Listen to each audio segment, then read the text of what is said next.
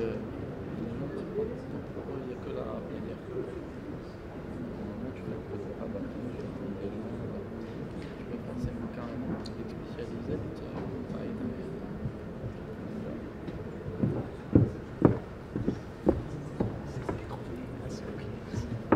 c'est un domaine qui est quand même très important par rapport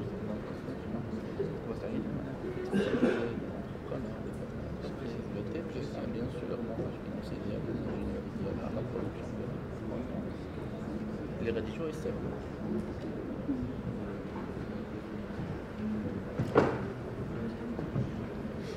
La traduction, c'est bon? Vous êtes prêts? Voilà, merci beaucoup.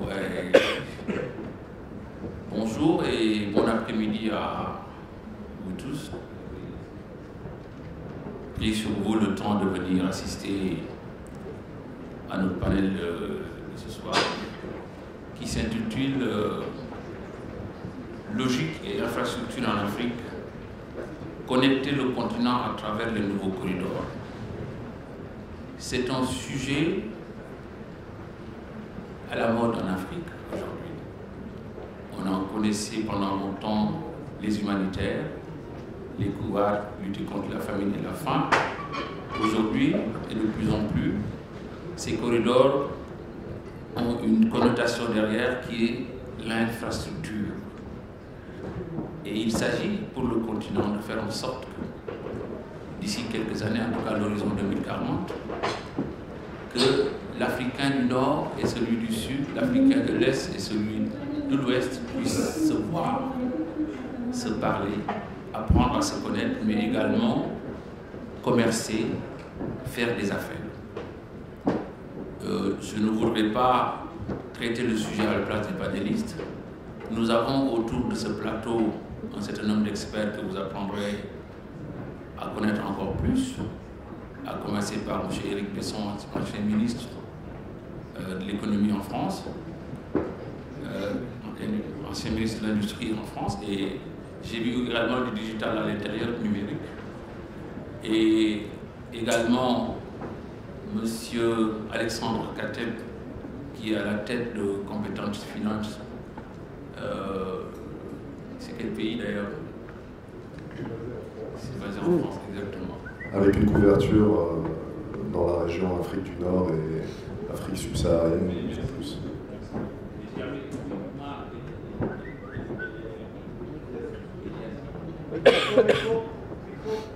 Ça s'éteint. Oumar Eliali est président du directoire de MEPS, c'est comme ça que vous avez voulu qu'on le dise.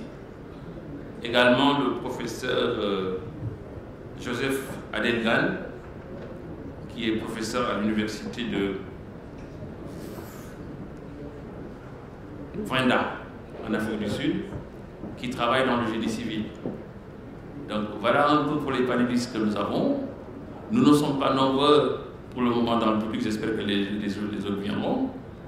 Et l'histoire des corridors aujourd'hui, à la fois africaine et mondiale, ce n'est pas seulement en Afrique qu'on parle des corridors, c'est un sujet qui est traité un peu partout sur le continent. Et souvent, on en parle pour les axes routiers, on en parle pour les axes ferroviaires, à la fois les axes ferroviaires et routiers et les axes fluviaux-maritimes. Donc c'est une histoire qui est devenue une question de développement, mais une question de civilisation pour le continent. Je voudrais simplement, en guise d'introduction, que M. Alexandre Kateb nous dise, aujourd'hui, qu'est-ce qu'on peut appeler corridor? Qu'est-ce que les Africains comprennent par corridor? Pourquoi tout d'un coup le monde est rentré à la mode sous son aspect nouveau, plus sous l'aspect humanitaire, mais sous l'aspect infrastructure? Monsieur Kateb. Merci beaucoup.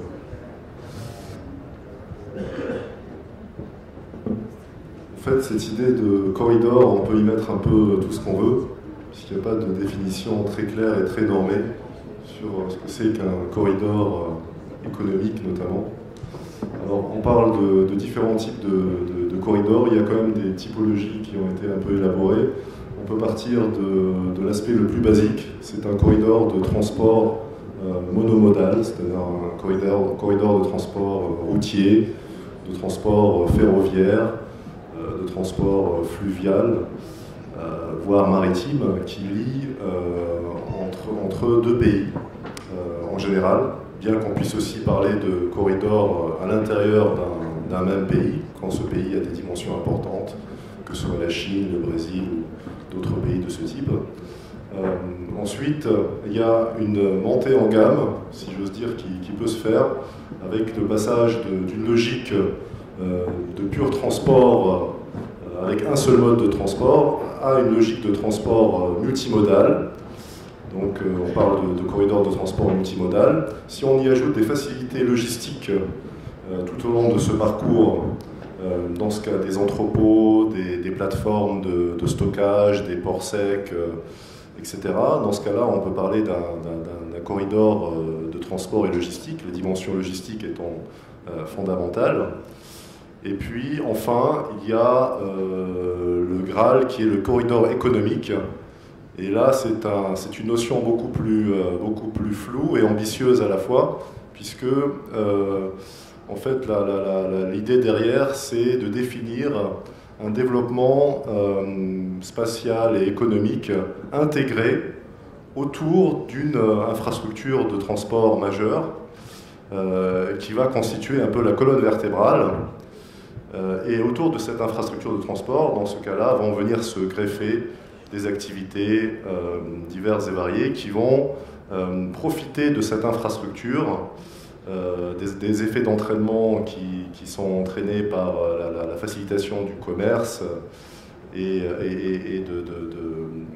de l'élargissement du marché, finalement, que cette infrastructure de transport va disons, amener. Et donc là, on peut avoir toute une sorte d'activités qui peuvent se mettre en place avec une complémentarité, c'est ça le maître mot, je pense, entre des activités dans différents pays.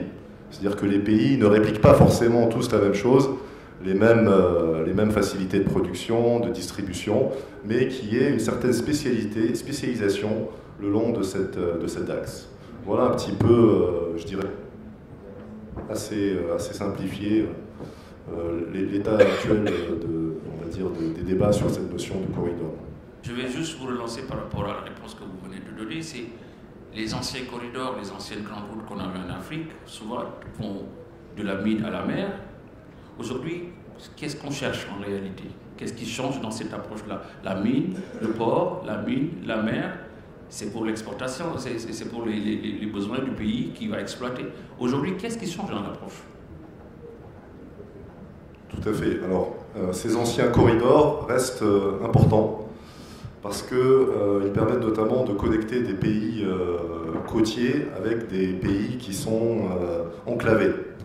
Même si le but, c'est d'exporter des matières premières, ces corridors de transport, par exemple le corridor qui lie des pays comme le Mali et le Niger au port de Lomé, de Cotonou, d'Abidjan, sont des corridors qui correspondent à une définition un petit peu ancienne, mais qui permettent de développer ce hinterland, cet arrière-pays constitué par ces pays enclavés. C'est le cas aussi du corridor qui relie le Tchad, par exemple, au port de Douala, au Cameroun. Et donc, même si les exportations aujourd'hui sont, disons, relativement limitées aux matières premières, à l'avenir, ces corridors peuvent être utilisés pour exporter autre chose. Mais ce qui change, c'est qu'aujourd'hui, on veut, le long de ces corridors, de ces axes majeurs, développer d'autres activités productives. Et donc, qui ne sont pas des activités de type extractif, que ce soit des mines ou des produits agricoles, mais de l'industrie manufacturière, de l'agro-industrie par exemple, des activités de services aussi, qui peuvent donner une autre signification, puisque la croissance dans ce cas-là ne sera pas exogène, ne sera pas, disons, uniquement poussée par les matières premières, mais par le développement de l'activité au niveau local. D'où l'importance aussi de connecter ces corridors avec ce qu'on appelle des feeders, c'est-à-dire des infrastructures qui vont aller au plus près des communautés locales et de certaines villes qui ne sont pas forcément situées sur l'axe majeur, mais qui vont pouvoir les intégrer et donc développer des spécialisations, des pôles de compétitivité, des clusters, etc. Donc il y a une véritable, disons, vision nouvelle qui est beaucoup plus basée sur le développement endogène, local, porté par des infrastructures qui permettent de connecter les différents marchés et les différents pays entre eux. Vous avez été ancien ministre de l'Industrie en France, vous avez beaucoup travaillé sur l'Afrique, et aujourd'hui c'est la raison pour laquelle vous êtes là. Ce qu'on a remarqué dans le système des transports aujourd'hui dans le monde, c'est que le transport pays par pays est devenu un système et une opportunité qui permet aux gens de pouvoir travailler très rapidement, de pouvoir échanger très rapidement. Pendant longtemps en Afrique, on n'a pas eu ce choix-là. Comment vous comprenez cela? Qu'est-ce qui bouge à la limite? Qu'est-ce qui pousse ces gens-là, ces pouvoirs à se lever tout d'un coup, de dire, voilà, maintenant, on va se voir, on va se parler, et tout d'un coup, tout ça devient une nécessité. À partir de quel moment on a senti ce besoin-là? Il s'est accentué probablement avec la mondialisation. D'abord, l'Afrique a une caractéristique, a des caractéristiques qui lui sont particulières par la géographie et l'histoire. Alexandre évoquait à l'instant le nombre de pays enclavés. C'est à peu près, pas à peu près, très exactement, ce sont 16 pays en Afrique qui sont enclavés, c'est-à-dire qui n'ont pas accès au littoral. Et quand vous faites le ratio, le rapport entre frontières terrestres et frontières tout court d'un pays, c'est en Afrique qu'en moyenne, les pays ont le pourcentage, le ratio de frontières terrestres le plus important. Il est de 84% pour les pays africains. Donc vous imaginez bien d'entrée ce qu'est la géographie et ce qu'elle impose comme nécessité d'infrastructure. La deuxième chose, c'est qu'il y a déjà la démographie. Hier, le président guinéen, président en exercice de l'OUA, disait la population africaine va doubler d'ici à 2050. C'est un enjeu énorme en termes de transport, en termes d'infrastructure. D'autant que si elle va doubler la population, elle va tripler dans les villes. Ça veut dire qu'il faut qu'il y ait une organisation de l'espace qui soit pensée pour ce développement. On a un joli cas, là où nous parlons les uns et les autres, à Tanger. On voit bien, et ceux qui viennent à Tanger régulièrement, voient bien qu'il y a un plan d'organisation de l'espace qui a été prévu et qui est indispensable et qui permet à Tanger de se développer et de se développer harmonieusement. Le deuxième élément fondamental, et là Alexandre l'a évoqué en introduction, c'est probablement aussi une réflexion sur les conditions d'un développement réussi et d'une mondialisation réussie. Sur le premier élément, je crois que tous les économistes seront d'accord pour dire que la qualité des infrastructures, et comme vous l'avez souligné en introduction, on intègre maintenant de plus en plus les corridors dans ces infrastructures. De tout temps, on a considéré que le développement était basé sur la qualité d'un certain nombre de services publics de base. C'est toujours vrai. La qualité de l'éducation, éducation nationale, éducation primaire, la qualité des infrastructures de santé, l'efficacité de l'administration. Au moins ces services publics de base. Deuxièmement, la sécurité physique. Vous n'investissez pas et vous ne travaillez pas là où vous êtes en insécurité physique, personnelle, là où vous risquez votre peau, pour parler très clairement. Et deuxièmement, vous n'investissez pas lorsqu'il y a un cadre juridique, réglementaire, fiscal, qui est soit instable, soit susceptible d'être, qui est instable et susceptible d'être remis en cause à tout instant. Et le deuxième élément, c'est celui de la mondialisation. Longtemps, il y a eu des économistes qui pensaient qu'on pouvait avoir un développement que vous appeliez tout à l'heure d'endogène, d'autocentré, limité à un seul pays. Et puis ensuite, il y a eu la grande mode de ce que j'appellerais la mondialisation débridée.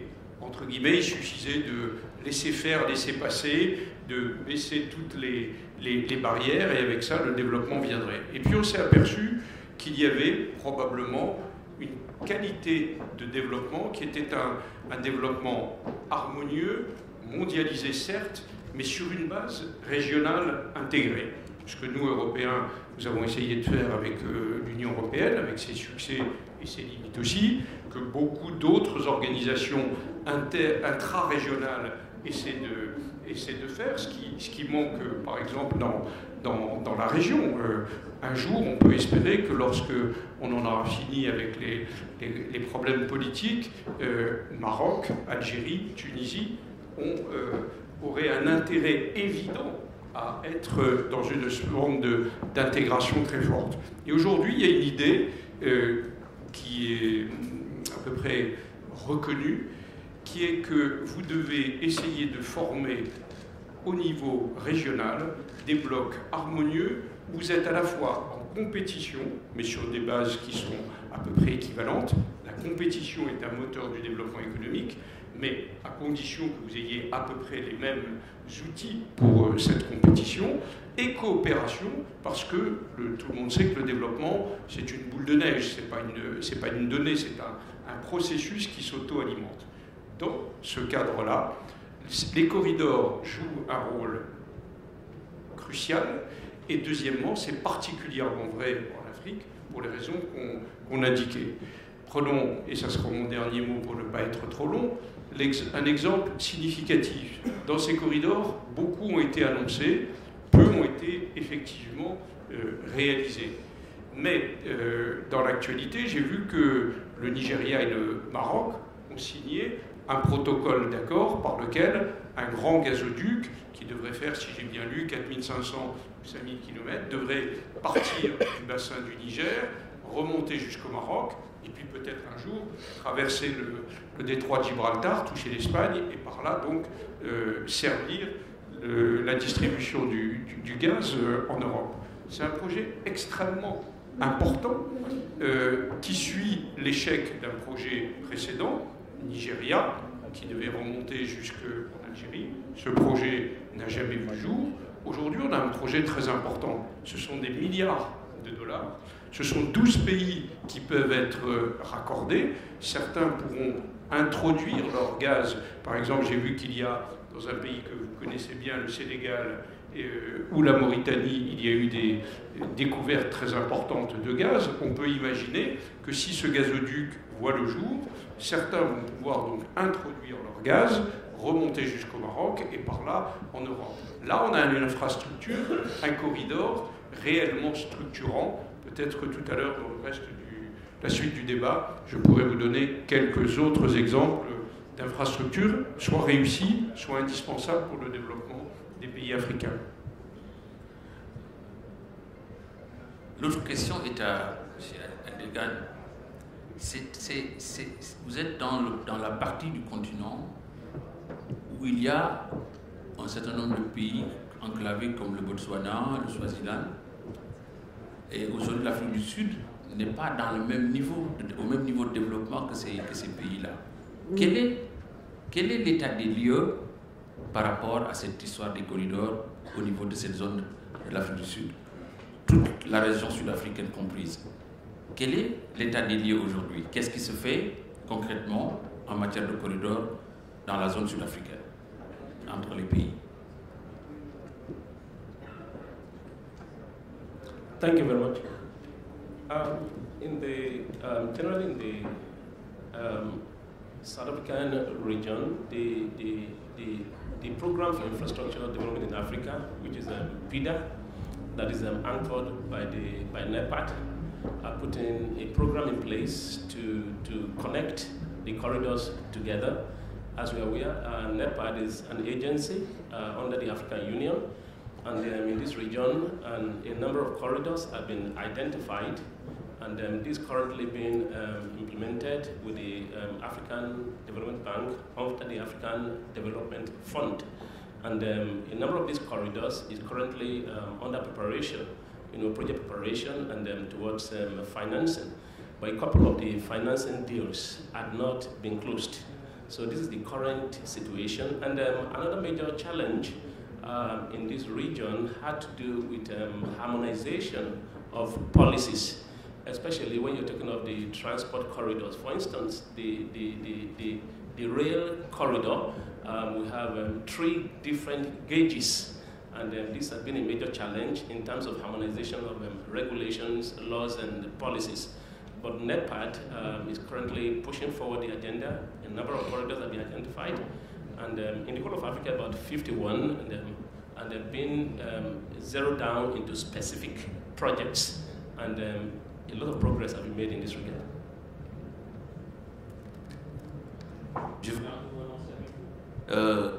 C'est la zone sur le continent où il y a le plus de richesses, on le sait, entre les Congo pour descendre sur l'Afrique du Sud. Aujourd'hui, également, l'Afrique du Sud qui est complètement à l'opposé de tous ces pays, par sa tranquillité, par un peu son essor économique. Est-ce que l'Afrique du Sud ne devrait pas être quelque chose comme porteuse de ces projets-là au niveau de cette zone pour aider? Parce que vous avez parlé de la BAD, mais qu'est-ce que fait l'Afrique du Sud par rapport à cet effort de désenclavement? Thank you very much. Not only NEPAD, we also have the Development Bank of Southern Africa, and that is also developing transport corridors, both railways, both the road networks. And as a matter of fact, the Development Bank of Southern Africa, with the government of South Africa, had put in a project preparatory facility, about 100 million euro from the European Union, which is being used to develop bankable infrastructure projects in the sub-region. And this is the progress that has been made in Southern Africa.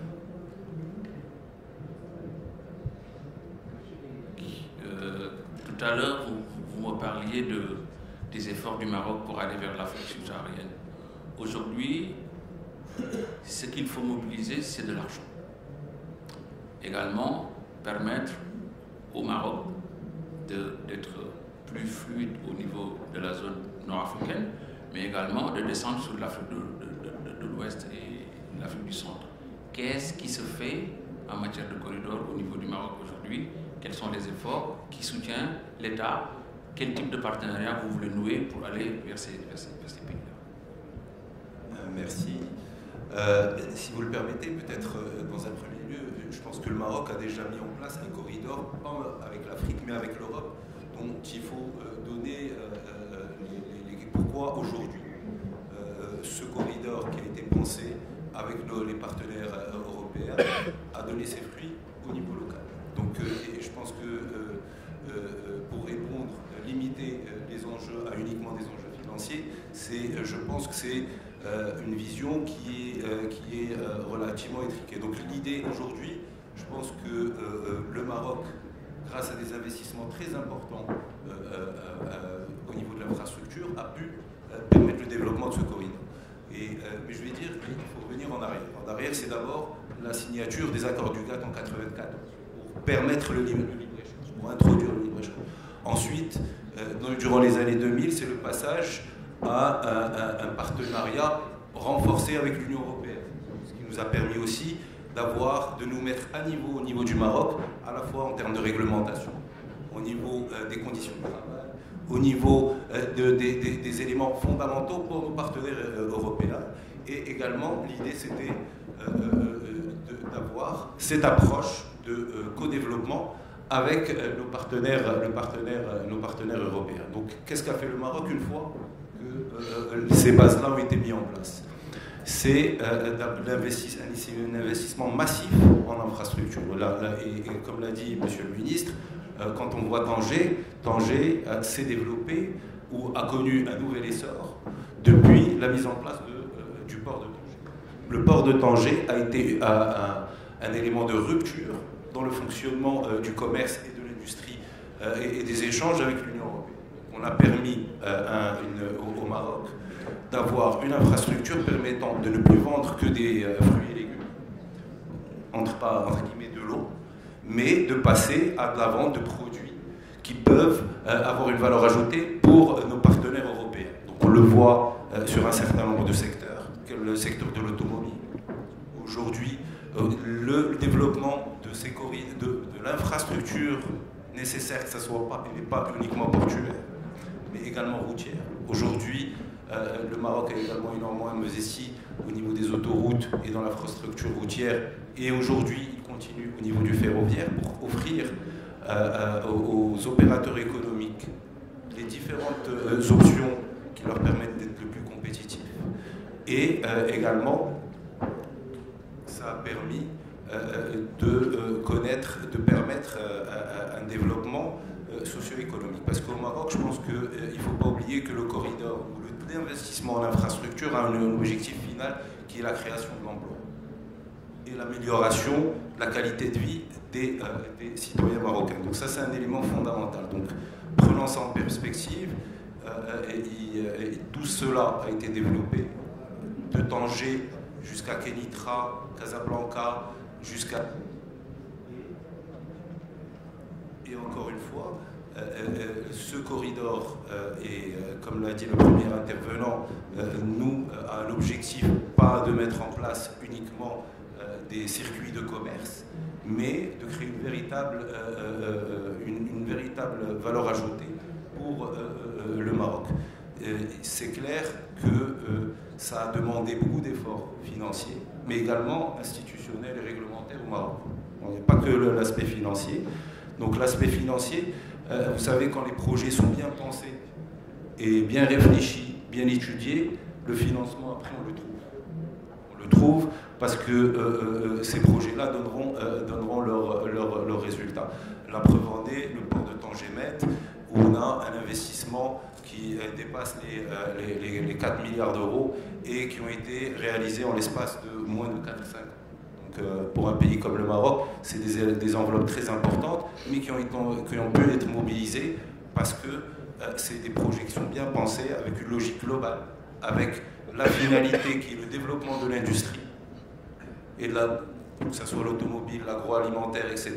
Et ça a été suivi également par le développement de zones d'activité économique partout dans le Maroc, en plus de l'infrastructure routière, et comme l'a dit M. le ministre, également en focalisant sur des éléments qui sont, on va dire, plus traditionnels, qui sont la formation et le financement. Donc ça, c'était des éléments importants, et ça a été un tout qui a été mis en place, et je pense qu'aujourd'hui, ce corridor est un véritable succès pour le Maroc. Alors, en ce qui concerne le développement de nouveaux corridors à partir du Maroc avec les pays de l'Afrique de l'Ouest, je pense que, je ne sais pas si certains d'entre vous ont entendu le dernier discours de Sa Majesté le 6 novembre, mais une partie du discours focalise sur la réalisation de l'infrastructure au sud du Maroc. Et l'infrastructure au sud du Maroc, c'est les plans de développement qui ont été annoncés, c'est des voies rapides pour connecter le Maroc plus facilement à la Mauritanie. C'est le développement du port atlantique de Dakhla. Donc, et ça aussi, c'est avec comme approche d'aller de donner les bases de la création de ce corridor qui va aller, comme ça a été mentionné, jusqu'au Nigeria. Et je pense que là aussi, je rejoins ce qui a été dit concernant le gazoduc. Le gazoduc va être le backbone, au fond, de ce corridor. Donc aujourd'hui, le Maroc met en place les premiers jalons pour y aller. Pour le financement de l'infrastructure dans les pays partenaires. Aujourd'hui, il faut savoir que le Maroc a mis en place un fonds avec différents pays de l'Afrique de l'Ouest, mais également avec des fonds européens, a mis en place un fonds relativement important pour le développement de l'infrastructure. Et donc aujourd'hui, le début de la mise en place de moyens suffisants pour mettre en place des infrastructures de qualité est là, et avec des outils à la fois ingénieux. Je pense qu'aussi, on le voit à travers l'engouement d'un certain nombre de banques de développement aujourd'hui qui sont prêtes à financer ce type d'infrastructure tant qu'elles répondent aux standards qui permettront de développer ces corridors en bonne et due forme. Mais j'insiste aussi sur, je pense que le Maroc, vous le savez tous, a fait une demande d'adhésion à la CEDEAO, et c'est aussi dans ce sens-là. Parce que si nous voulons que ces corridors permettent un flux de produits et une complémentarité entre les produits développés au Maroc et qui seront développés en Afrique avec des échanges dans les deux sens, dans l'Afrique de l'Ouest, et que ça soit un développement, un co-développement de ces différents pays, il est fondamental qu'on ait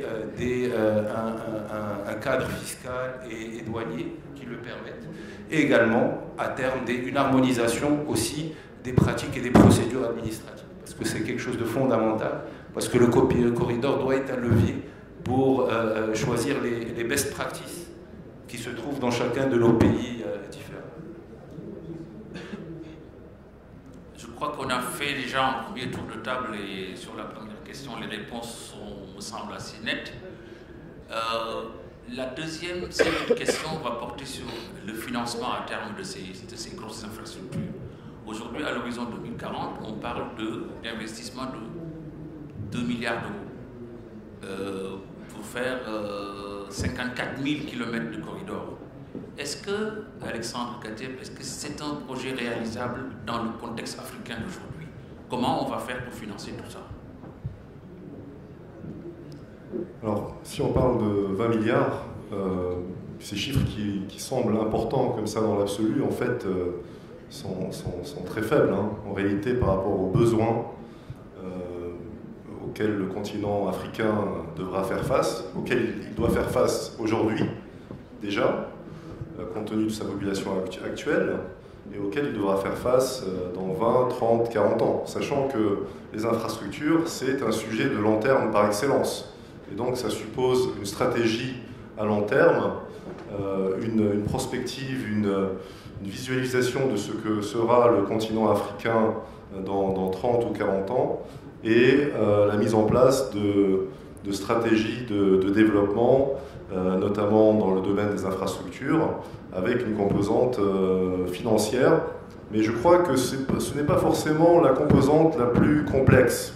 Comme l'a bien dit mon collègue qui est intervenu juste avant, Omar, voilà. Les questions les plus complexes sont des questions en réalité institutionnelles et d'ingénierie de projet. Quand l'infrastructure, disons, justifie économiquement son existence et qu'elle est bankable, comme on dit, dans un langage on va dire, de financier, c'est-à-dire qu'il y a un véritable retour sur investissement, il n'y a pas tellement de problèmes pour trouver des financements. Alors ces financements, aujourd'hui, quand on regarde un petit peu les sources de financement des infrastructures en Afrique, ils sont à près des 2/3 financés par des partenaires extérieurs. Dans ces 2/3, il y a à peu près 1/3 de bailleurs de fonds multilatéraux ou des grands bailleurs de fonds bilatéraux connus, notamment la France par exemple, qui a une action assez importante via l'Agence française de développement et d'autres pays européens. Mais aussi des nouveaux partenaires comme la Chine, bien entendu, qui est aujourd'hui au même niveau que la France et même qui la dépasse aujourd'hui en termes de financement annuel apporté aux infrastructures en Afrique, et ce sera de plus en plus le cas à travers les nouveaux mécanismes qui sont mis en place, les mécanismes financiers comme la nouvelle banque de développement des BRICS, ou comme les banques de développement chinoises qui interviennent déjà énormément en Afrique. Et je pense que ce sera encore plus le cas demain dans le cadre de cette initiative des nouvelles routes de la soie, One Belt, One Road, qui a vocation aussi à toucher l'Afrique, puisque il y a une logique évidente à ce que la Chine sécurise ses investissements en Afrique et toute la chaîne de valeur qu'elle a mise en place, non seulement dans les matières premières, mais aussi de plus en plus dans d'autres secteurs. Donc le financement, c'est une question qui n'est pas subsidiaire, mais qui n'est pas la plus déterminante. Je crois que ce qui est plus important, c'est de définir le bon cadre institutionnel et de gérer les risques, notamment les risques politiques qui là, disons, pénalisent l'Afrique, parce que l'Afrique n'est pas aujourd'hui au niveau d'intégration économique et financière et surtout institutionnelle où elle devrait être pour rassurer les investisseurs sur des grands projets à l'échelle régionale, voire continentale. Le ministre Éric Besson a évoqué le projet de gazoduc Nigeria-Maroc, le gazoduc Nigeria-Algérie et d'autres projets de ce type, mais il y a aussi des projets ferroviaires, par exemple, où on souhaite connecter le nord de l'Afrique avec le sud de l'Afrique. C'est un projet qui a été évoqué par certains opérateurs. Donc ce genre de projets colossaux, aujourd'hui, ce qui manque, c'est non seulement la volonté politique, mais aussi les conditions institutionnelles et les conditions de stabilité politique qui permettent de le réaliser. La question qui nous lâche un peu, c'est surtout, vous avez évoqué le cas de la mondialisation, mais également de tous ces pays enclavés à l'intérieur du continent, au nombre de 16. Aujourd'hui, quelles retombées attend-on de ce type de projet? Qu'est-ce qu'on en attend? Qu'est-ce que l'Afrique en tire concrètement? On parle de la Chine, ça peut pas être un partenariat où l'un des bailleurs gagne, l'autre perd. Quelles sont les retombées pour les populations? D'avoir accès aux grands flux de circulation. Je crois qu'on peut considérer qu'il n'y a pas de développement sans circulation des hommes, des capitaux et des matières, que ce soit les matières premières, des produits finis, etc. etc. J'ajouterai aujourd'hui probablement, sans accès à Internet, n'oublions pas, malgré ce que l'on pense et ce que l'on vit quotidiennement les uns les autres, au moment où nous parlons, 50% de la population mondiale n'a toujours pas accès à Internet. Je ne parle même pas des subtilités, Internet haut débit, très haut débit, fibre, etc. etc.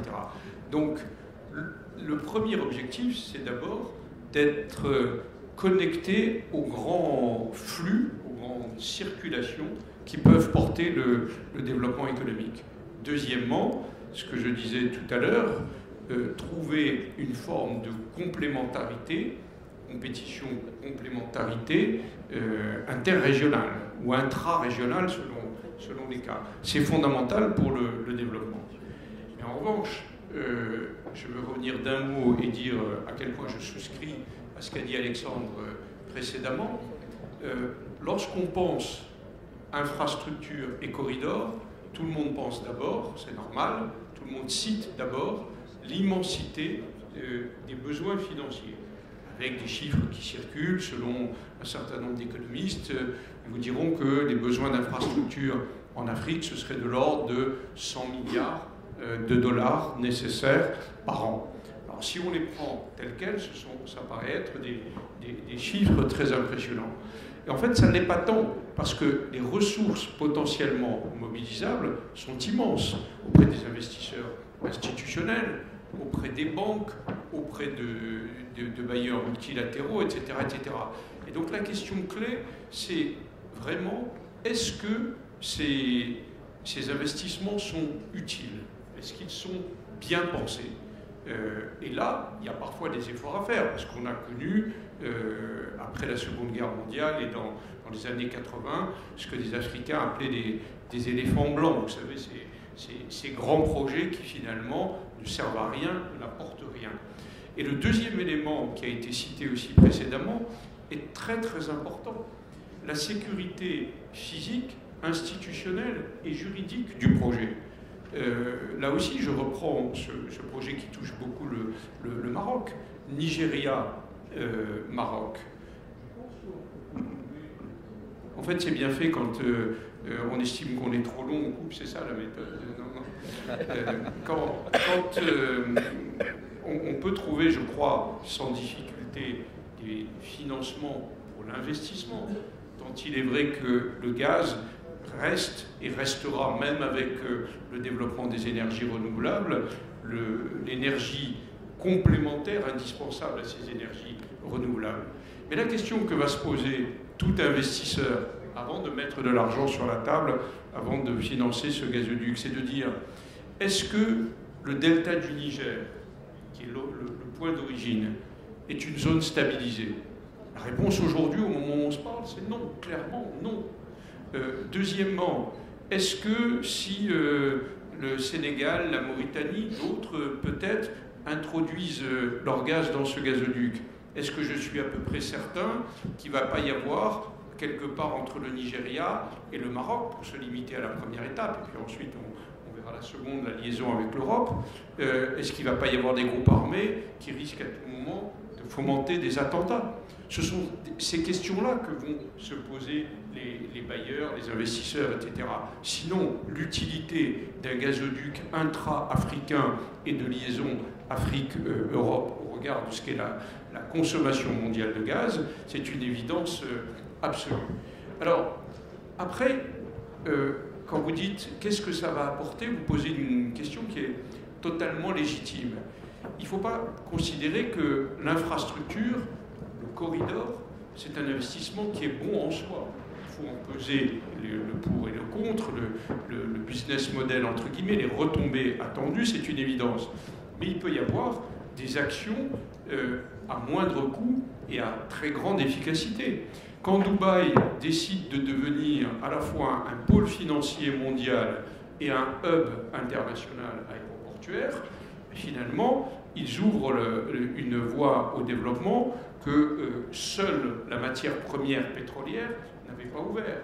Même chose quand Casablanca devient un hub aéroportuaire important, il ouvre la voie à ce qu'a dit Omar tout à l'heure, c'est-à-dire à la fois la diplomatie et l'économie marocaine qui veut renforcer son développement en Afrique de l'Ouest. L'Éthiopie fait avec l'aéroport d'Addis Abeba exactement le même calcul. Deuxième exemple, vous pouvez renforcer vos infrastructures et vos corridors à peu d'investissement, à condition que vous jouiez sur des éléments importants administratifs. Je prends un exemple concret. Le Kenya a réussi à proposer à tous les pays qui l'entourent, qui sont enclavés, une espèce d'amélioration des importations et des exportations qui est très important. Ils appellent ça, je crois, One Border Stop, enfin un seul guichet sur lequel vous faites toutes les formalités. Et les camions qui étaient engorgés dans les ports kenyans, qui restaient 3 jours, 4 jours, 5 jours au port, maintenant vous mettez quelques heures pour dédouaner la marchandise. Ça veut dire quoi? Que simplement un travail intelligent entre les politiques, de coopération entre les administrations et les douanes, a permis de débloquer cette situation. Tout ça pour dire quoi, et j'en conclus par là, c'est qu'effectivement, créer des corridors, créer des infrastructures qui permettent la circulation, c'est un élément extrêmement important de développement, mais qu'il ne faut pas penser qu'il suffit de construire une autoroute, un chemin de fer, un port ou un gazoduc pour qu'en soi, ça porte le développement, si tout autour, vous n'avez pas créé les conditions propices au développement. Parfois, ça peut être la qualité de l'administration. Parfois, ça peut être la qualité de la main-d'œuvre. Si vous créez des infrastructures, mais que vous n'avez pas la qualité de la main-d'œuvre pour les faire fructifier, à ce moment-là, ça ne fonctionne pas. Donc l'infrastructure, c'est à la fois le catalyseur et la cerise sur le gâteau. Sans l'infrastructure, vous ne pouvez pas faire grand-chose. Mais si vous n'avez que l'infrastructure et que vous n'avez pas prévu en même temps tout l'environnement qui permet le développement, à ce moment-là, c'est un investissement à fond perdu. Vous venez d'aborder la question de fond. On prend juste 10 minutes pour finir les interventions du panel et puis on vous donnera la parole parce qu'il ne faudrait pas qu'on vexe le public qui est là, qui est très attentif.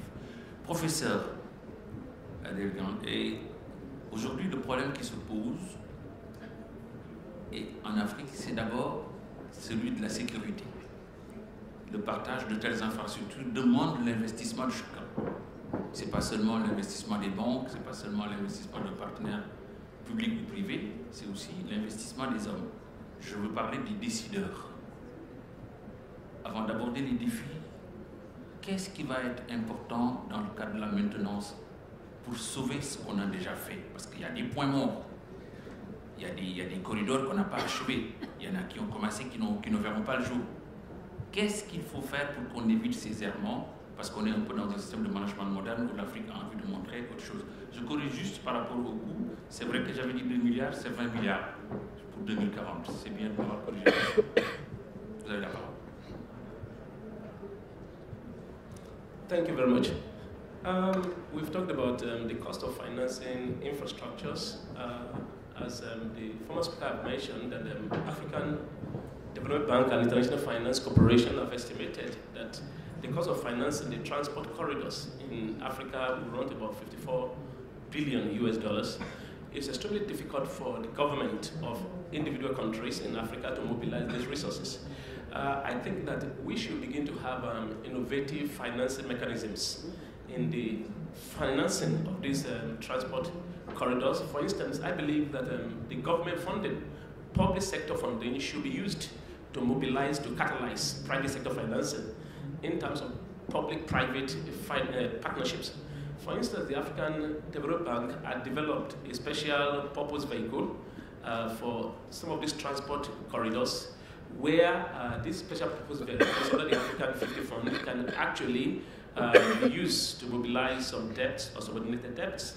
And that is in terms of financing. And in terms of challenges for the transport corridors, I mentioned when I was talking the other time, that one of the key things in the implementation of the corridors is the issue of harmonizing of policies and regulations in the region. For instance, we have the railway corridor. We have, for instance, we have about 3 different rail gauges.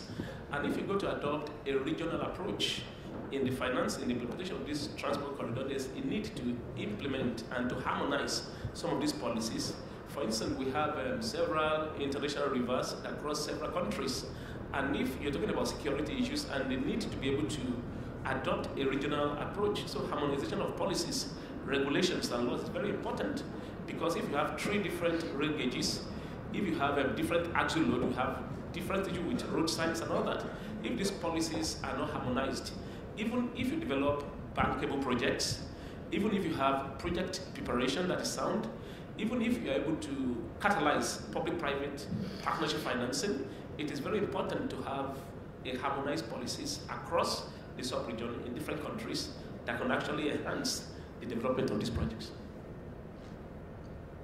Le Maroc, vous en avez parlé tout à l'heure longuement. Je pense que c'est un pays qui veut montrer la voie. Mais vous avez cité un certain nombre de partenaires. Tout à l'heure, j'entendais dans l'autre débat que vous avez avec la Chine dans certains domaines. Aujourd'hui, qui sont les partenaires sur lesquels vous comptez le plus pour faire cette inclusion vers le sud du continent et vers l'est de son? Également le nord, les pays du nord, vous l'avez dit. Je vais rapidement vous donner quelques résultats au Maroc du développement du corridor. On voit un peu quand c'est bien pensé, bien exécuté et bien suivi, et avec, comme ça a été mentionné, beaucoup de petits éléments qui sont mis en musique pour qu'on y arrive. C'est Tanger, c'est le plein emploi. Aujourd'hui, grâce à ce corridor. C'est à Kénitra, plus de 20 000 emplois créés dans le secteur automobile en l'espace de 3 ans. Sur une ville, sur une province entière qui compte à peu près 300 000 personnes actives. On est à plus de près de 6% de taux de chômage en moins en l'espace de 3 ans. Et ça, c'est avant l'impact PSA de l'installation de Peugeot. Donc ça, c'est un peu certains éléments. Le corridor marocain, c'est également, je pense que c'est important pour le reste du développement qu'on va avoir avec nos partenaires. Et pour rappel, les principaux partenaires ne sont pas les autres, ne sont pas en dehors de l'Afrique, mais c'est d'abord tous les pays de l'Afrique de l'Ouest. C'est d'abord avec les pays de l'Afrique de l'Ouest que les principaux partenariats va se faire pour le développement de ces nouveaux corridors. Parce qu'il va falloir étudier quelles sont nos complémentarités, là où on peut avoir une valeur ajoutée ensemble, pour qu'il y ait un co-développement entre les différents pays qui vont y prendre part, et bien évidemment, parce qu'il y a tout un travail d'harmonisation à un certain niveau d'éléments qui va devoir être fait et qui demande beaucoup de volonté politique. Donc, pour rajouter peut-être sur un des corridors qu'il ne faut pas, même si ce n'est pas du transport, mais c'est du transport de données, aujourd'hui, le Maroc crée en moyenne 15-20 000 emplois par an sur les secteurs du numérique. Et c'est grâce à des investissements également qui a été de l'infrastructure de transport de données avec des fibres optiques entre le Maroc et principalement l'Union européenne et l'Espagne. Donc ça a permis également le développement, et je pense qu'il ne faut pas l'oublier, ce n'est pas que la marchandise, ça va être également les données. Et là, on a, je pense que tous les pays qui sont à la fois d'Afrique du Nord, mais également de l'Afrique de l'Ouest, ont toutes leurs chances pour réussir à créer de la valeur ajoutée pour leurs citoyens dans ces secteurs-là. Donc aujourd'hui, pour revenir aujourd'hui, pour vous donner une idée, le Maroc, lui, il a signé des accords de libre-échange avec l'Union européenne, avec la Turquie, avec les pays du Moyen-Orient, avec les États-Unis. Et aujourd'hui, l'objectif, c'est de permettre à tous les pays partenaires de l'Afrique de l'Ouest de profiter également de ces accords. Donc pour que ça soit un levier de croissance, et à nous d'en faire profiter les populations de nos pays respectifs. Aussi, la Chine est un grand partenaire, je pense, pour l'Afrique. Elle va le devenir encore plus pour le Maroc aussi. Donc il y a un grand projet qui est prévu sur Tanger, qui a été annoncé au courant de cette année, et qui va permettre également de donner une nouvelle dimension aux relations économiques avec la Chine. Mais aujourd'hui, concrètement, le Maroc, et je pense que les pays de l'Afrique de l'Ouest de manière plus spécifique, il ne faut pas avoir d'état d'âme, il faut travailler avec tout le monde. Le partenariat aujourd'hui, la mondialisation, elle est là. Il faut se donner les moyens pour que les populations, vu que la mondialisation aujourd'hui, c'est la liberté de circuler, sauf pour les êtres humains. Donc aujourd'hui, au moins, que les populations qui sont sédentaires dans nos pays puissent profiter de ces schémas-là. À nous, encore une fois, de bien penser les projets d'infrastructure, de bien verrouiller de faire évoluer nos mécanismes institutionnels pour pouvoir répondre aux exigences des marchés que l'on cible, et aussi d'harmoniser entre nous les différentes pratiques pour qu'on soit un tout capable de répondre aux besoins de nos partenaires où qu'ils soient. Ça complète un peu l'idée sur laquelle le Maroc revient un peu partout. Est-ce que c'est un défi aujourd'hui, M. Besson, je vais passer la parole à Alexandre après. Quel est le véritable défi? Est-ce que c'est de le faire seul, de le faire avec toute l'Afrique, en partenariat? Parce que c'est ça la question. Dans les défis, qu'est-ce qu'il faut faire?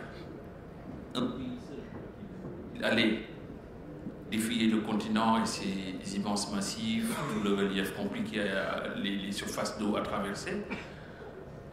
Véritablement, où est-ce qu'on va aller? Et où est-ce qu'on peut aller? Personne ne peut se développer seul. Et on disait tout à l'heure que lorsque l'on regarde tous les processus de développement régionaux réussis, c'est bien parce qu'ils ont réussi à créer ces interactions avec leurs voisins et avec leur sphère d'influence.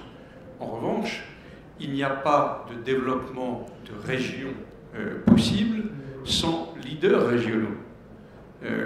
Et l'élément nouveau et flagrant de la dernière période, c'est que le Maroc prétend être l'un de ces leaders africains, notamment dans sa relation avec les pays de l'Afrique de l'Ouest. À la fois par ses qualités propres, par ses caractéristiques particulières, mais aussi que ce soit l'histoire, la géographie, la stabilité de son régime politique, etc., mais aussi, convenons-en, parce qu'un certain nombre de leaders historiques africains ont connu ou connaissent des difficultés qui font qu'il n'y a pas en Afrique de grands leaders. Il y en a par la population, il y en a encore par la taille du PIB, mais un certain nombre de ces leaders se sont essoufflés pour des raisons ou d'autres, que ça touche l'Afrique du Sud, le Nigeria, l'Égypte, bref, des grands pays qui avaient une vocation historique à un leadership en Afrique. Donc, à la fois pour des raisons politiques et économiques, mais la politique et l'économie sont souvent liées en la matière, le Maroc peut prétendre devenir, dans la décennie ou les décennies qui viennent, peut prétendre à un rôle politique et économique majeur. Et c'est ce qu'on voit. J'ai été frappé par le nombre de déplacements du roi en Afrique tout court et en Afrique de l'Ouest notamment ces 2 dernières années. Et j'ai noté, comme vous, que chaque fois, il était accompagné par des chefs d'entreprise et que chaque voyage générait la signature soit de contrats, soit d'accords de coopération et de développement. Ben, si vous regardez, l'Union européenne ne s'est pas faite autrement, c'est sur la même base, et on pourrait citer les tentatives d'approfondissement en Amérique du Nord, ou le lien entre l'Amérique du Nord et l'Amérique latine, des projets de renforcement, entre guillemets, des coopérations économiques en Asie. C'est le même système qui est à l'œuvre. Simplement, nous sommes aujourd'hui les hôtes d'un pays qui a des caractéristiques pour être l'un de ses leaders. Parole au public, c'est la finance a besoin de sécurité. Elle a besoin également de crédibilité. Aujourd'hui, on parle de corridor au moment où, dans certains pays, il n'y a pas de stabilité. Tout ça réuni, est-ce que investir 20 milliards sur 20-30 ans vous paraît réaliste dans le contexte de gouvernance dans lequel se trouvent certains pays du continent? Merci. Alors, encore une fois, ces 20 milliards, je ne sais pas comment ils ont été calculés, mais moi je me raccrocherais plutôt au chiffre de 100 milliards de dollars par an, qui a été évoqué précédemment, et qui correspond aux besoins qui ont été estimés par différentes organisations en termes d'infrastructures pour le continent africain. C'est même probablement plus que cela, en réalité. Maintenant, il y a dans ces 100 milliards une partie qui sera affectée aux connexions entre différents pays, qu'on ne peut pas aujourd'hui évaluer précisément, mais qui est de nature importante, puisque cette dimension d'intégration régionale, aujourd'hui, c'est une dimension majeure pour accélérer le développement de l'Afrique. D'ailleurs, c'est un des 5 objectifs majeurs aujourd'hui de la Banque africaine de développement. C'est aussi un objectif qui figure en bonne place dans la stratégie de l'horizon 2063 de l'Union africaine. Donc il ne peut y avoir de développement de l'Afrique sans intégration régionale et sous-régionale. Et toutes les initiatives qui vont favoriser cette intégration, et quels que soient les pays qui les prennent, je pense que ce seront des bonnes initiatives qui vont ensuite profiter à l'ensemble des autres pays du continent. Maintenant, en ce qui concerne les risques d'instabilité, bien entendu, ces risques existent, il ne faut pas les nier. Ça va vraiment des conflits ouverts, des groupes terroristes ou autres qui sévissent dans différentes régions du continent, en passant par différentes formes de piraterie, de grand banditisme, etc. Mais néanmoins, l'histoire montre que quand il y a une véritable volonté politique, ensuite les projets suivent et on arrive à gérer ce genre de problèmes. Un exemple caractéristique, c'est tous les projets dans l'énergie par exemple, qui ont continué à être faits même dans des pays en guerre, et aujourd'hui il y a des sociétés qui investissent en Libye, alors que la Libye est un pays qui n'a pas été vraiment stabilisé sur le plan des institutions. Donc il y a quand même des manières de contourner un petit peu cette instabilité. Maintenant, effectivement, à long terme, la sécurité, c'est la base de tout développement. Et donc, investir dans la sécurité, c'est aussi investir dans la prospérité du continent. Nous sommes à la fin de ces premiers échanges et je voudrais juste prendre 3 ou 4 personnes dans le public qui auraient des questions ou une contribution, histoire de prolonger le débat. Je pense que nous avons abordé les 5 questions qui étaient inscrites à l'ordre du jour. Maintenant, s'il y a des gens qui veulent intervenir.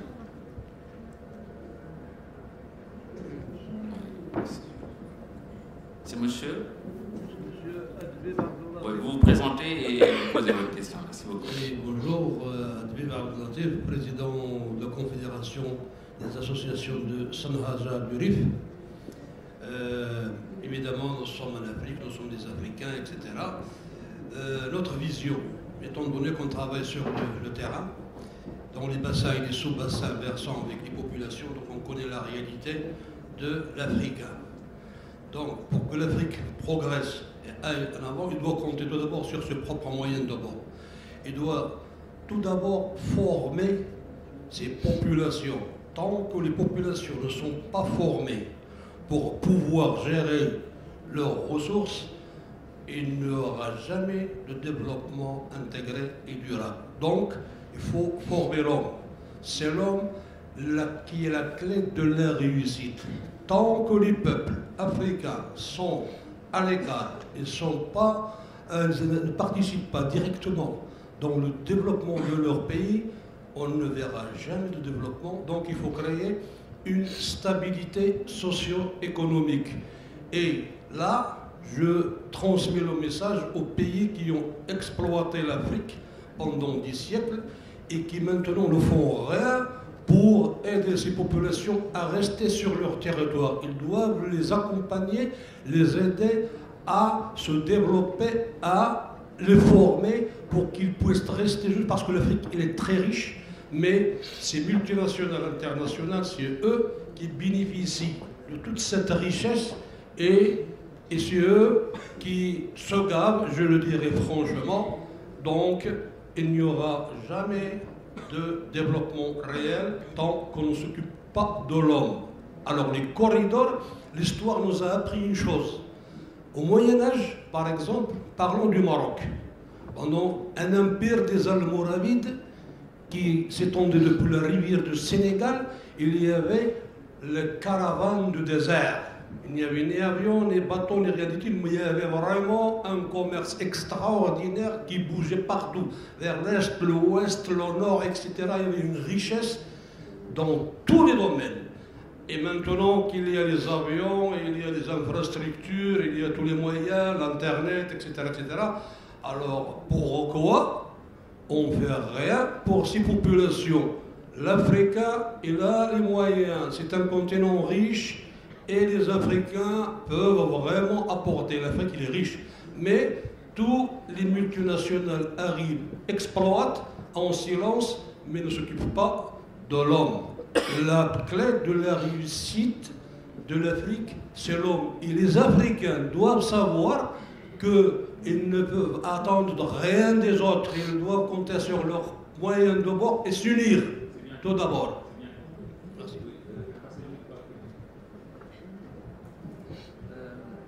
Je vous remercie pour vos différents éclaircissements. C'est l'avocat de TMSA. Moi, en fait, ma contribution, c'est par rapport un petit peu aux différents sujets sur lesquels on a discuté. Je voudrais ajouter juste un petit point. En fait, on a parlé un peu des moyens de financement des infrastructures logistiques au niveau de l'Afrique.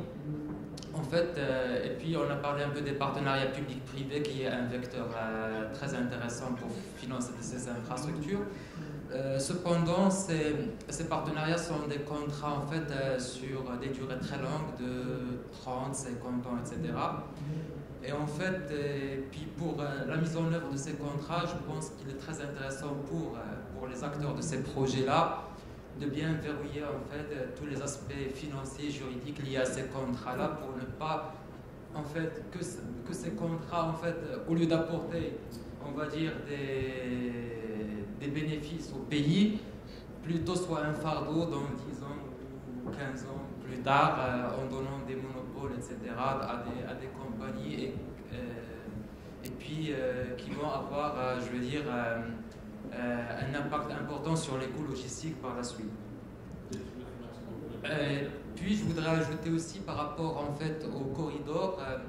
En fait, là, on pense beaucoup au hard, c'est-à-dire les infrastructures, etc. Il faut accompagner ça aussi avec du soft. Et là, il y a en fait, je veux dire, il y a un enjeu aussi à faire venir des acteurs, surtout des acteurs de services logistiques, des 3PL, etc. pour on va dire, pour favoriser la logistique bout en bout en Afrique. Qui pourrait en fait avoir aussi un impact sur les coûts logistiques au niveau de l'Afrique. C'est la question aussi de la maintenance.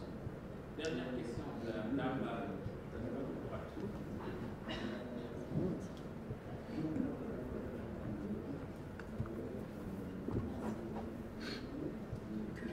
Bonjour, alors je vous remercie pour ces interventions qui sont vraiment très, très riches. Donc je me présente alors, Iman, étudiante master économie et gouvernance. Donc c'est un peu plus ou moins loin du domaine, mais bon, mais j'ai adopté pour le sujet de ma soutenance la gouvernance logistique. Donc pour résumer un peu tout ce que j'ai préparé au préalable, donc je vais directement poser la question. Donc ma question c'est donc je voulais un peu profiter de l'occasion puisqu'il y a des experts ici de la logistique. Donc voilà. Alors ma question c'est quels sont les enjeux de la gouvernance logistique et notamment au Maroc. Voilà. Donc je vous remercie d'avance pour les réponses et voilà. Bonne soirée. Merci beaucoup. Alors s'il n'y a pas une dernière question, j'ai 10 minutes pour finir. C'est bon? Alors, il y a 3 dernières questions. Oui, bonjour, mon nom est Najib Zawi. J'ai une question assez rapide, mais c'est plus... oui, il y a quelque chose qu'il faut clarifier. Donc, je travaille à mon propre compte avec des sociétés asiatiques et africaines.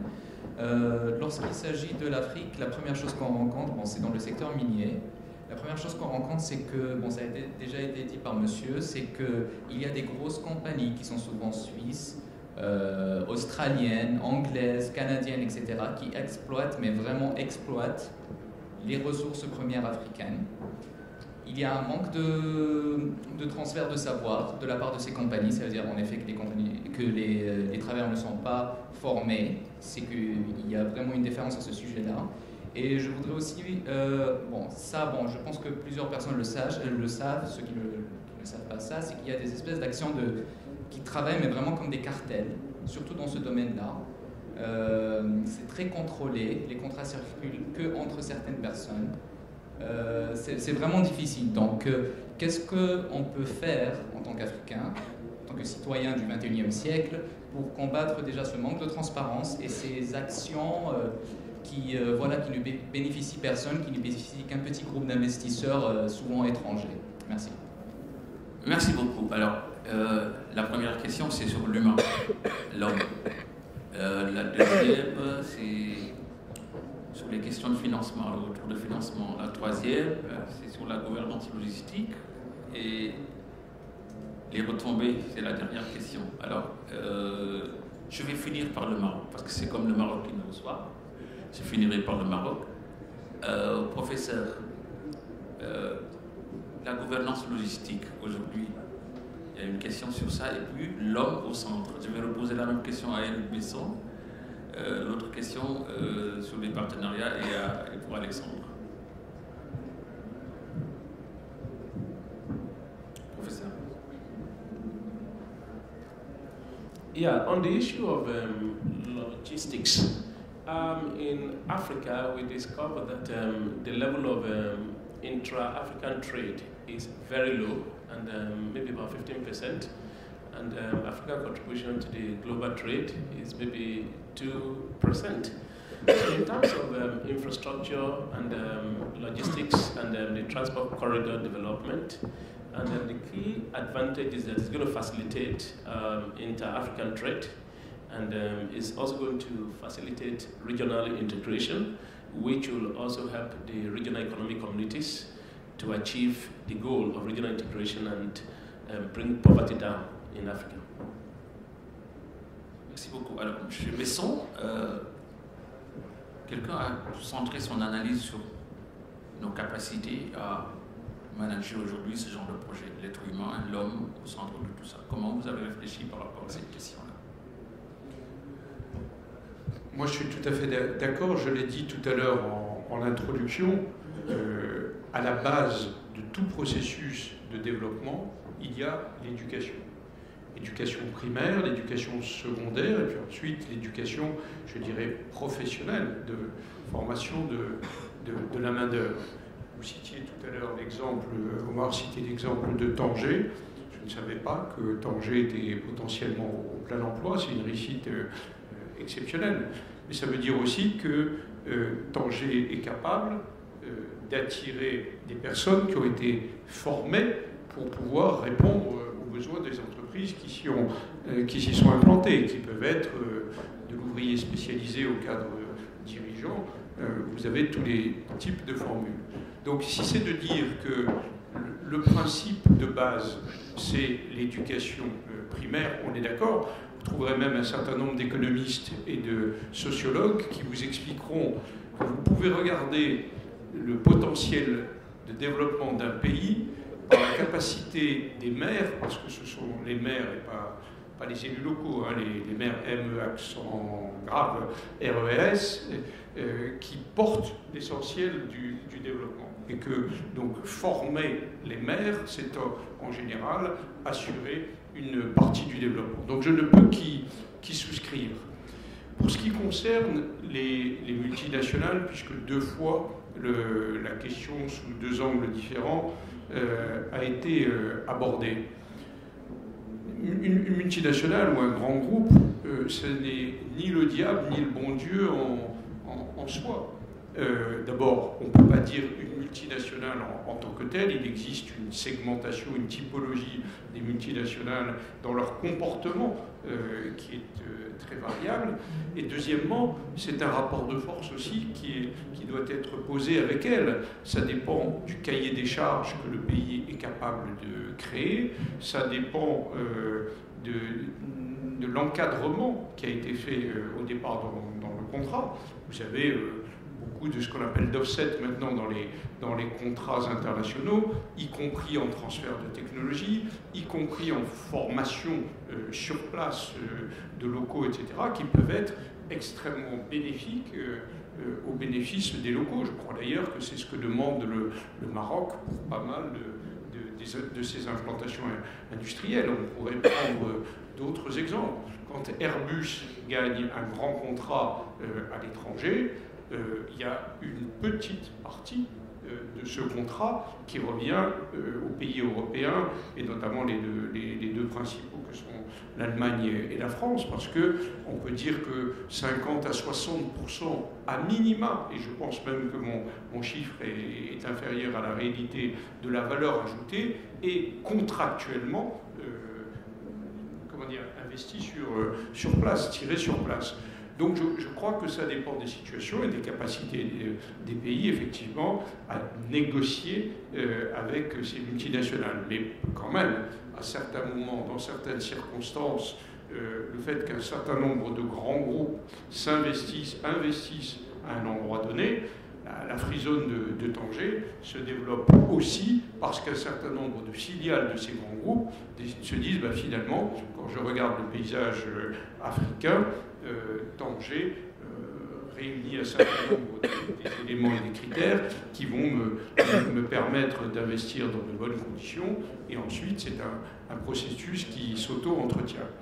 Pour ce qui concerne enfin la question logistique, oui, exactement comme les infrastructures, la logistique est un des éléments clés. Si on devait essayer de faire une espèce une dizaine de critères clés du développement, la qualité de la logistique entrerait probablement dans ces 10 premiers. Parce que ça a une conséquence très directe.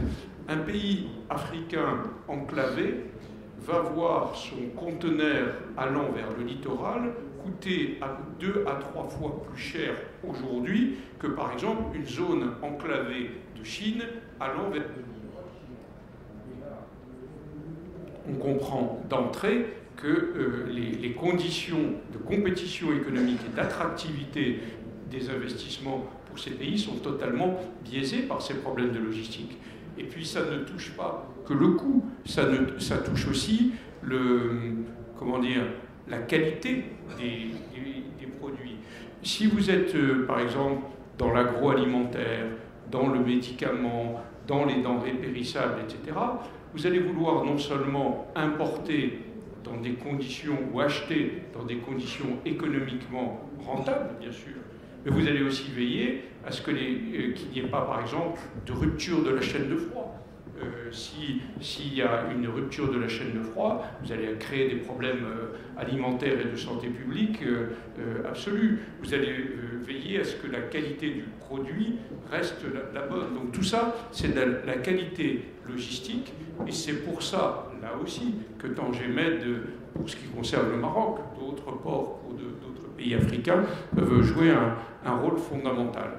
Donc, d'accord avec l'essentiel des interventions, oui à l'éducation comme moteur absolu et compter sur ses propres forces, mais compter sur ses propres forces, ça peut être aussi, de temps en temps, en les maîtrisant, faire appel à des compétences et des capitaux extérieurs, et oui aussi la logistique et sa gouvernance, qui ne peut être qu'un rapport entre l'État ou les règles d'harmonisation à l'échelle régionale et des investisseurs privés. Sans qualité logistique, vous n'avez pas de développement possible. Merci. L'avant-dernière question, c'est sur les partenariats, Alexandre. Qu'est-ce que vous pouvez répondre à cette question? Les partenariats dans le domaine des mines, c'est ça? Souvent, parce que, comme il disait tout à l'heure, souvent c'est l'investisseur qui gagne et que le pays ne trouve pas tout ce qu'on avait déjà. Oui, c'est une question qui est complexe, qui n'est pas une question très simple parce qu'elle recouvre de multiples dimensions, parce qu'il y a un ordre économique et commercial et financier international dans lequel la plupart des pays, qu'ils soient développés ou en développement ou émergents, doivent s'insérer. Et donc parmi ces règles, il y a notamment les règles de l'OMC, donc de l'Organisation mondiale du commerce, qui régissent les relations commerciales entre les différents pays. Donc on peut pas faire n'importe quoi dans ce domaine quand on a choisi d'adhérer à cette organisation, qui a l'avantage de soumettre le règlement des différends entre différentes entreprises, ou entre un État et une multinationale par exemple, à des mécanismes. Donc l'OMC concerne le commerce, elle concerne de plus en plus aussi l'investissement, et ça c'est une tendance qu'on va voir à mon avis se développer dans les prochaines années. On parle beaucoup de traités commerciaux de nouvelle génération qui intègrent la dimension de protection des investissements et l'harmonisation des cadres d'investissement. Et donc dans cet esprit-là, bien entendu, ça peut être perçu comme une libéralisation qui va encore plus fragiliser la situation des pays qui n'ont pas d'autres moyens de résister à cette ouverture. Mais d'un autre côté, si ces pays s'en donnent la peine et qu'ils intègrent ces règles, et qu'ils comprennent comment défendre leur position à l'OMC, notamment, et dans d'autres organisations de ce type, alors ce sera un atout pour le pays. Je pense qu'à ce niveau-là, des organisations comme l'ONU, par exemple, doivent aider les pays en développement et les pays qui n'ont pas les moyens, notamment en Afrique, à mieux se défendre à Genève au niveau des instances de l'OMC. Je pense que c'est le meilleur service à leur rendre, c'est celui-là, et non de refuser cet ordre ou d'essayer à tout prix de vouloir le forcer, qui, à mon sens, est quelque chose qui n'est pas tenable. Sur les mines en particulier, enfin, je cite l'initiative sur la transparence dans les industries extractives. Donc c'est une initiative qui a été lancée par un certain nombre d'ONG et auquel beaucoup de pays ont aujourd'hui adhéré. Cette initiative formait un cadre qui permet d'assurer une certaine transparence dans le domaine des investissements qui sont réalisés dans le secteur minier. Et c'est au bénéfice des populations, des États qui signent cette convention, mais aussi des investisseurs qui sont sécurisés dans leur investissement et qui évitent un certain nombre de pratiques frauduleuses qui sont liées malheureusement à ce secteur. Alors nous allons finir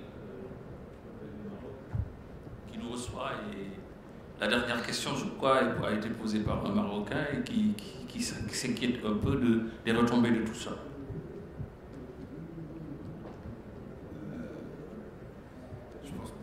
Été posée par les Marocains.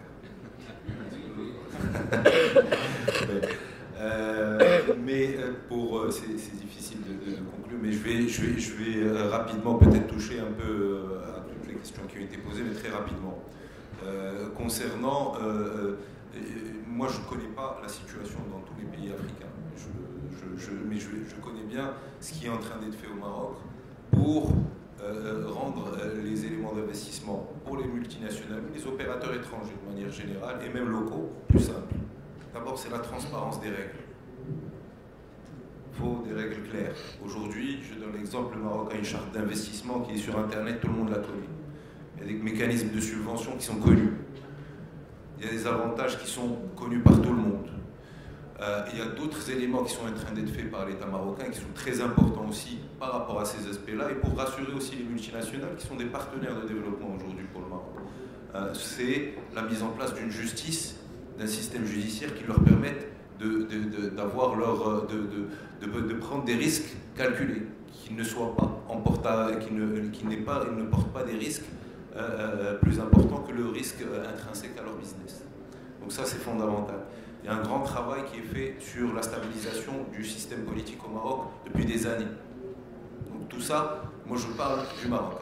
Et ça permet aux multinationales de connaître les règles du jeu dès le départ, de travailler dans la transparence avec l'administration marocaine et les opérateurs économiques marocains et d'être au patrimoine ou l'investissement qu'ils font dans notre pays. Il est clair que, peut-être pour revenir à ce qu'a dit Monsieur le Ministre, l'éducation est clé. On connaît la situation de notre pays, on fait encore beaucoup d'efforts. On est à un certain niveau, on a encore beaucoup d'efforts à faire. Il y a beaucoup d'enjeux, il y a beaucoup d'investissements à la fois sur le financement et sur l'aspect pédagogique pour permettre au Maroc et aux citoyens marocains d'être au diapason de ce qui se fait dans le monde entier et de pouvoir demain affronter les grands challenges qu'on va vivre dans notre pays parce qu'il y a une concurrence plus ardue, parce que les gens se mettent à niveau constamment, etc., etc. Donc ça, je pense que c'est un élément fondamental. C'est notre petite expérience, on n'a pas inventé, ça a été déjà fait dans d'autres pays occidentaux, etc., où il y a des mécanismes qui sont mis en place pour assurer que l'investissement des multinationales se fasse dans des conditions qui profitent également à la société où ils s'installent, mais également qui leur donnent les moyens de travailler dans la sérénité. Et donc il y a aussi des éléments aujourd'hui, des éléments qui ont été mentionnés comme l'offset. Aujourd'hui, je vous donne des exemples, sur certains investissements sans les citer, le Maroc demande des taux d'intégration qui vont arriver jusqu'à 60-75%. Donc toute la chaîne de valeur de la production va se faire au Maroc, mais à condition que qu'on ait les ressources humaines adéquates à tous les niveaux, que ce soit de l'ingénierie, que de la gestion des ressources humaines, de la maîtrise et des techniciens. donc avec des compétences précises, donc ça on doit pouvoir l'offrir, et également de la logistique. La logistique a des coûts corrects pour que demain les structures puissent importer leurs intrants à des prix efficients et pouvoir exporter leurs produits correctement. Donc ça, c'est des éléments qui sont en train d'être mis au niveau du marché. Pour ce qui est du financement rapidement, je pense que on a beaucoup parlé, mais je pense que Monsieur le ministre a parlé des fonds privés qui existent. Donc aujourd'hui, un mécanisme qui est le PPP, et les partenariats publics-privés, s'ils sont bien pensés, bien exécutés, et avec des systèmes judiciaires qui permettent aux gens d'être rassurés, on pourra lever tous les fonds possibles et imaginables. Donc il suffit, des fois, c'est des éléments simples, mais il faut se les rappeler et s'assurer qu'ils sont mis en place. Et donc ça, c'est des enjeux importants, même pour le Maroc, parce qu'on a encore de grands investissements en infrastructure, et donc tous les montages complexes qui vont être mis en place vont se bâtir sur aussi le cadre réglementaire que connaît notre pays. Dernière question, c'est sur la gouvernance de la logistique. Bon, peut-être au Maroc. Au Maroc, il y a une structure qui s'appelle l'Agence marocaine de développement de logistique, qui pilote aujourd'hui toute la stratégie de la logistique au Maroc, avec une identification des sites stratégiques où elle doit se développer, quel type de logistique doit se développer et comment, et avec comme objectif principal s'assurer que à la fois les intrants que nous importons sont au bon prix, à la fois qui permettent, parce qu'on ne pourra pas tout produire, mais avoir des bons prix de revient pour les différents concitoyens. Et également avoir l'élément, la structure logistique ou la structure de coût la plus efficiente pour attirer le maximum d'opérateurs ou de faire investir le maximum d'opérateurs dans notre industrie, dans l'industrie au Maroc, pour pouvoir en effet s'attaquer à la fois au marché local, mais également pouvoir exporter dans divers pays et permettre au Maroc d'être le hub qui est souhaité en complémentarité avec un certain nombre de pays d'Afrique de l'Ouest. Et donc, c'est dans ce sens-là que c'est fondamental. Le sujet dont on a parlé aujourd'hui est un axe majeur pour le développement de ce partenariat. Et je l'espère, comme ça a été dit par la suite, que également on pourra s'ouvrir également sur le reste des pays de l'Afrique du Nord, parce qu'il y a une complémentarité réelle, là aussi. Et ça sera pour une valeur ajoutée, avec comme objectif final, moi je pense que le Maroc, toutes nos politiques, que ce soit la logistique et autres, ont un objectif final, c'est l'emploi et donc la dignité du citoyen. Donc ça c'est fondamental et donc tout est fait pour aller dans ce sens-là. Tout le reste, c'est des mécanismes qui sont mis en place et qui peuvent être bien pensés et qui ont été déjà pensés dans d'autres pays. Il faut savoir dupliquer ce qui est duplicable et réinventer certaines choses qui peuvent être adaptées à notre pays. Merci beaucoup Omar, je crois qu'on a assisté à un véritable cours magistral, vous avez compris, j'ai gardé un peu le temps parce qu'on avait 1h30, on a commencé à moins le quart, on va finir à quart.